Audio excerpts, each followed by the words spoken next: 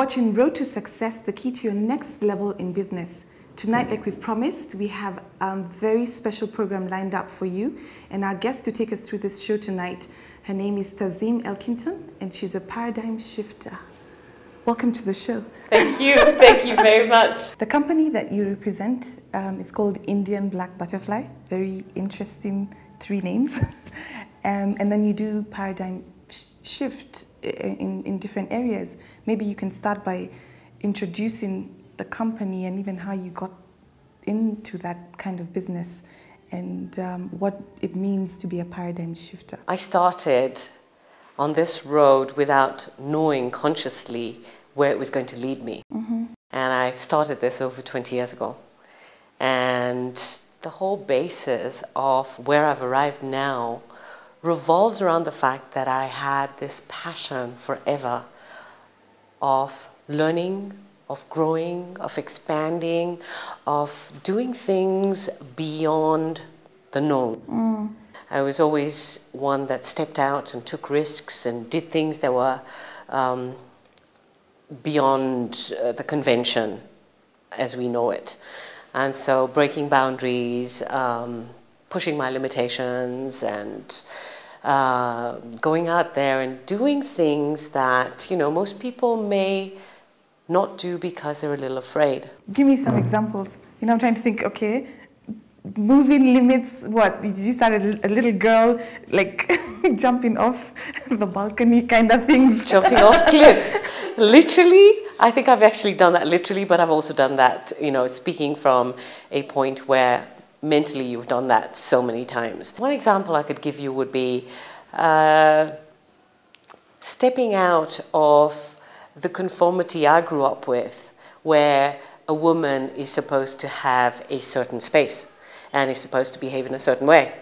And I broke those boundaries and I went into the business world. Mm. And I joined tourism straight after high school when I was barely 18 years old.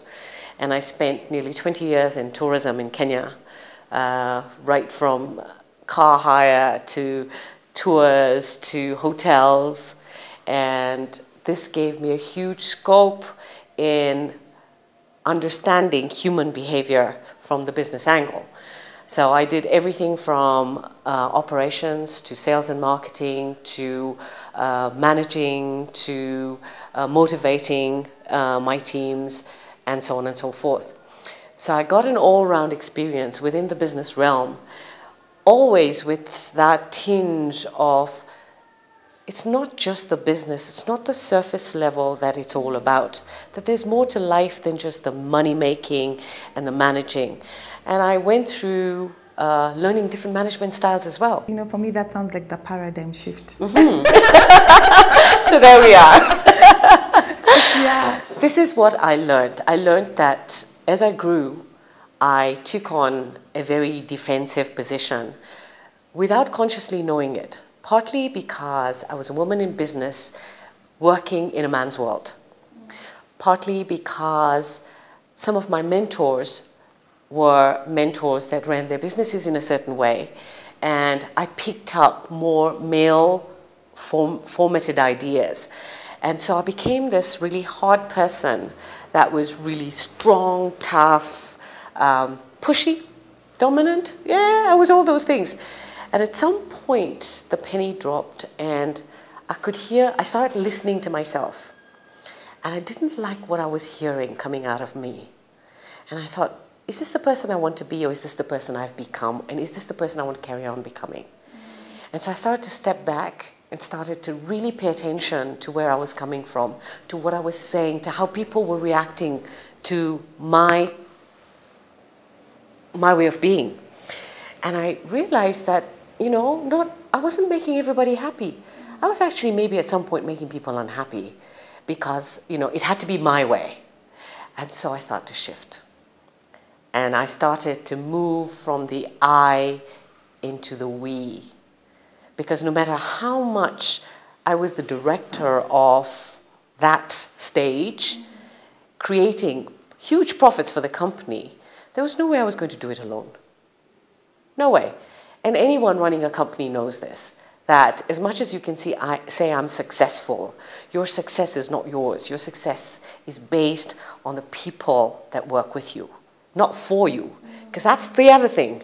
Do people work with us or do they work for us? So that whole shift started to come about. And I started to really like what I was hearing as I started to change. So that became really deeply ingrained in me, that there had to be more, that I wanted to embrace people because I love people. I've always loved people. So starting to appreciate people, starting to see where people's pluses and minuses were, starting to really gauge how it would work if you really saw an individual for what they brought to the table, for how many gifts they have, and how amazing every single individual is in their own right. How did you get there? I'm assuming, the business world, your focus is always on just trying to grow the business, trying to make ends meet, pay your salaries, invest, get your return on investment. Is there really any time that a business person can actually stop and get to that point that you got to? Or what was the trigger? There's many aspects. One doesn't need to stop, as in stop in their tracks. One needs to contemplate and watch themselves as they go about their day-to-day business. And as they go about their day-to-day business, they start to see what is happening in their day-to-day business. Now for me, what happened was, as I started to listen to myself, the penny dropped. It wasn't working for me. So knowing that my love for people was stronger than the profit margins, or was a priority, maybe that's a better way of putting it, was a priority. Because profit, this is what people don't understand. And I hope this message goes right home to everybody that's listening. Mm-hmm.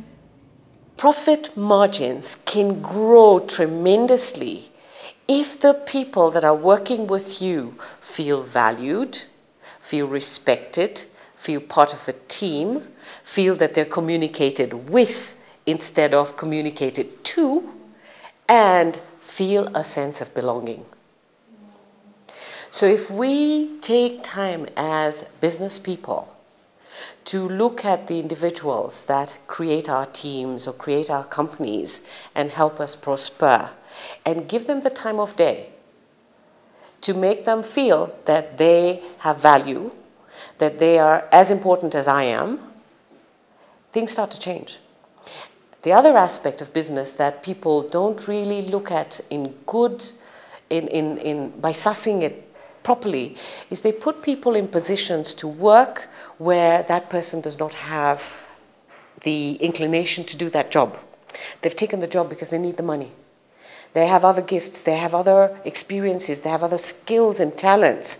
We need to start looking at defining the individual's maximum potential so that whatever job they're doing, they're going to do so well because they enjoy it.